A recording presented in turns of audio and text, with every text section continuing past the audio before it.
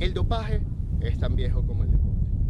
Bienvenidos a esta sucesión sobre la historia del dopaje. Mi nombre es Antonio Quintero y brevemente vamos a analizar cuál es la historia del dopaje como tal, especialmente en el deporte. El dopaje, la palabra dopaje viene de la palabra holandesa dop, que era una bebida alcohólica hecha a base de la cáscara de uva que utilizaban los antiguos holandeses para enfrentar una serie de batallas. Este tipo de métodos no era nuevo para los holandeses. Desde los griegos y civilizaciones anteriores utilizaban una serie de pociones y brebajes para enfrentar tanto retos deportivos como retos de batallas bélicas.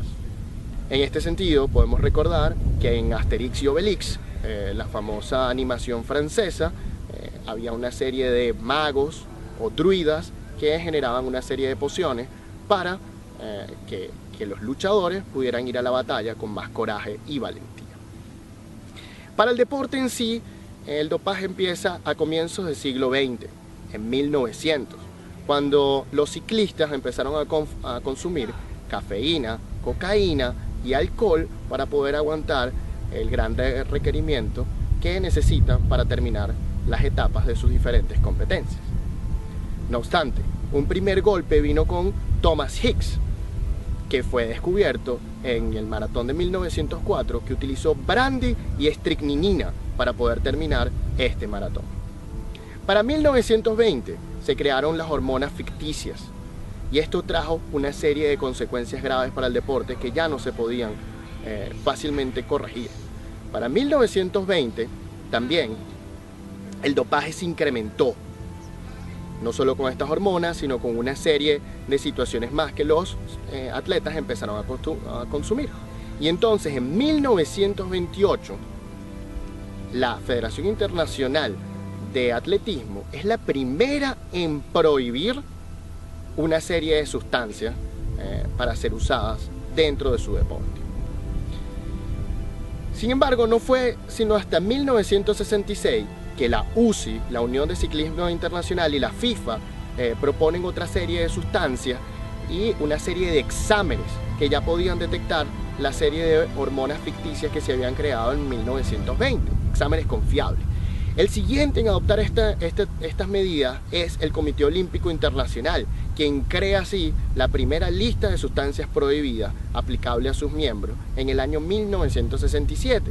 Y empieza a utilizar los exámenes que ya la FIFA y la UCI estaban utilizando en 1968, donde podían detectar esteroides anabólicos. Para 1980, el dopaje ya no era solo una cuestión de los atletas, era una cuestión de Estado. Y empezamos a ver cómo varios estados empezaron a dopar a sus atletas para demostrar que eran mejores los unos que los otros. En 1988 llega el caso crucial con el corredor de los 100 metros, Ben Johnson. El estadounidense queda campeón de la carrera de 100 metros y a los 2-3 días se detecta que ha utilizado una sustancia prohibida. Esto fue un escándalo inmenso para el Comité Olímpico Internacional, inmenso para las Olimpiadas y que trajo una nueva conciencia para el deporte. Sin embargo, todavía no se tomaban medidas. Y en 1990 empieza el uso del EPO como tal, una de las sustancias que utilizaba Lance Armstrong como ciclista. Todo esto nos lleva a que en 1998, en Francia, en el Tour de Francia, la policía interviene un hotel donde hay una serie de ciclistas y encuentra un poco de sustancias prohibidas. Recordemos de que en 1963 Francia fue el primer país en colocar una legislación antidopaje en el deporte como tal. Y a través de esa legislación fue que la policía pudo llegar a encontrar estas sustancias. Esto fue el punto definitivo, lo que abrió el debate de que ya ninguna federación podía tener el dopaje por su cuenta. Ya tenía que ser una cuestión internacional e independiente que armonizara todos los procesos antidopaje como tal. El proceso de toma de muestra, el proceso de análisis de la muestra, las sustancias que están prohibidas para los deportes, etcétera, etcétera.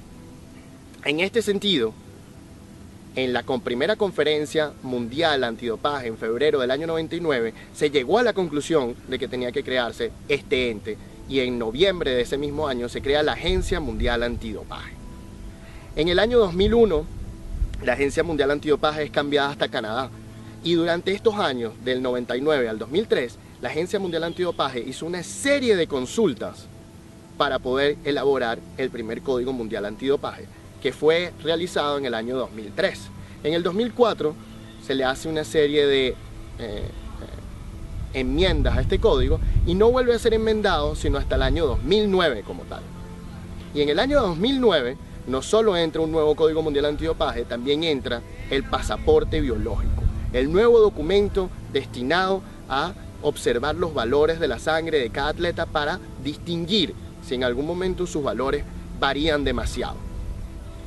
Para el año 2015, el año en el que estamos el día de hoy, es que se crea el nuevo Código Mundial Antidopaje, y es la razón de por qué estas sesiones pueden llegar a ser muy importantes. Recordemos que el dopaje representa alrededor del 30% de los casos en el Tribunal de Arbitraje Deportivo y alrededor del 30% de los tribunales en general deportivos del mundo entero. Es así como hemos llegado al final de otra sesión sobre la lucha contra el dopaje. Muchas gracias.